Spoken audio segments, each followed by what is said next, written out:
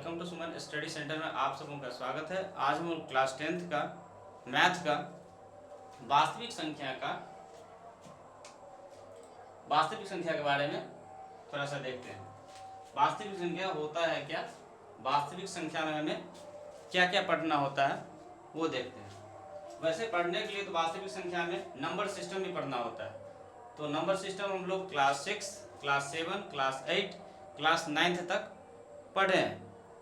जैसे कि natural number, whole number, integers, prime number, है ना, ये सारा नंबर आ जाएगा जितना भी नंबर है। तो इसके लिए हम अलग से एक वीडियो बनाएंगे। अभी जो है ना यूक्लिड के बारे में जो यहाँ पे देखते हैं। एक यूक्लिड साहब यहाँ पे एक होते थे, यूक्लिड विभाजन एल्गोरिथम नियम दिए हैं। तो चैप्टर का सबसे पहले नाम लिख लेते हैं। चैप्टर का नाम है वास्तविक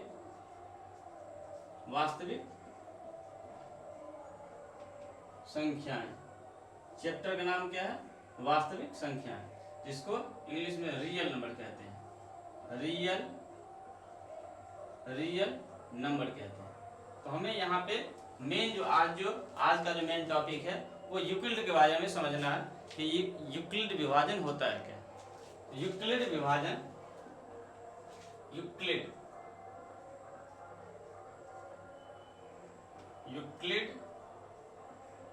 विभाजन एल्गोरिथम,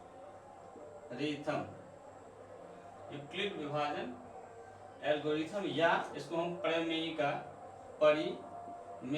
भी कह सकते हैं। परिमेयिका। तो ये क्या होता है? ये होता है a=bq+r।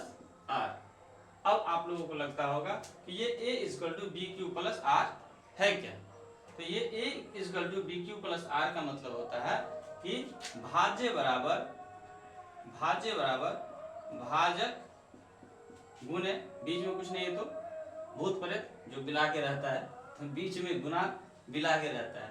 भाज्य बराबर भाजक गुणे भागफल, क्यों जो है भागफल प्लस r शेषफल। r क्या होता है? शेषफल, ये होता है।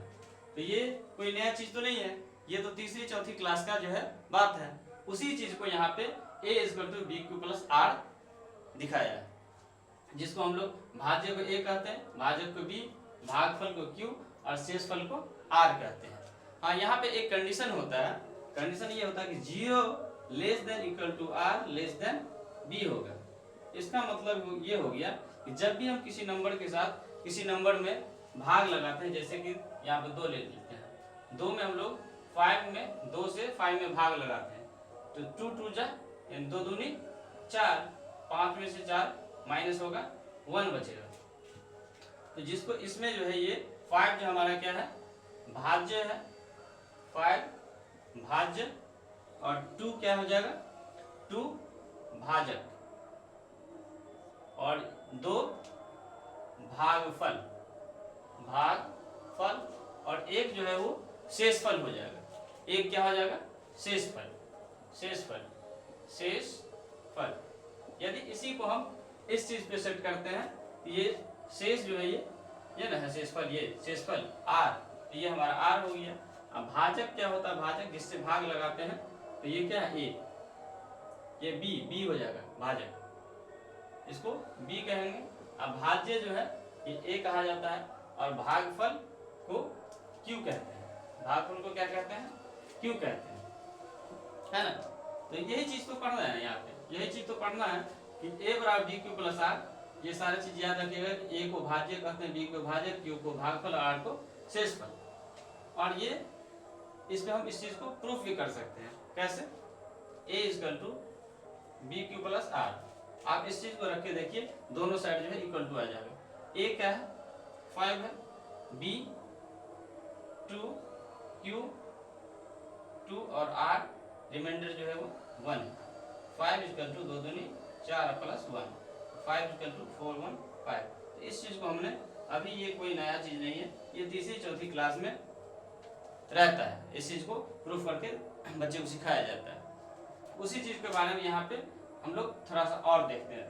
वैसे क्वेश्चन जब इस पे बनाइएगा ना तो ज्यादा समझ में आएगा। क्वेश्चन जब इसका जो है हम देखेंगे तो वहाँ पे ज़्यादा इस चीज़ को और कैसे बनाया जाता है वो भाग लगा के, तो चैप्टर में जब जाएंगे एक्सरसाइज बनाने जाएंगे 1.1 NCERT का, उस दिन समझेंगे।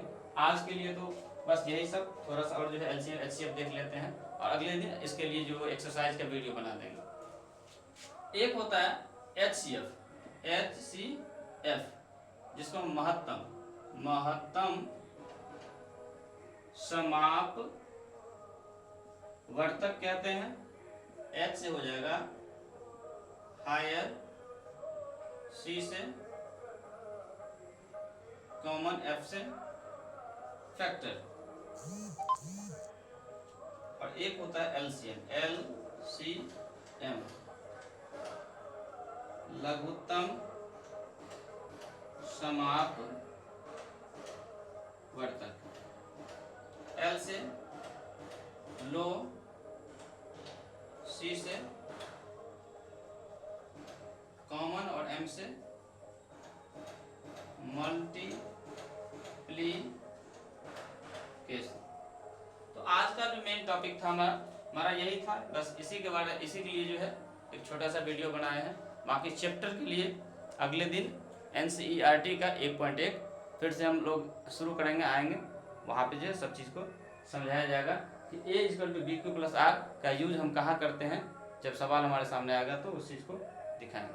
तो आज के लिए रहने दीजिए, अगले दिन फिर से मिलते हैं, तब तक के लिए बाय।